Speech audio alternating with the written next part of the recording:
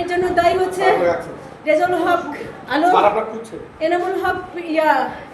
এনামুল হক ভারপ্রাপ্ত ছিলেন, যে মুখলেসুর রহমান কমিটির কনভেনর ছিলেন, আর শফিকুর রহমান ম্যানেজমেন্ট, আর খণ্ডকালীন যেটা খণ্ডকালীন নিয়ে আছে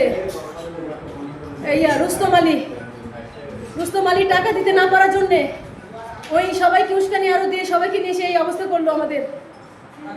ওনাকে টাকা দিতে হয় প্রতি মাসে ওনাকে টাকা দিতে হয়।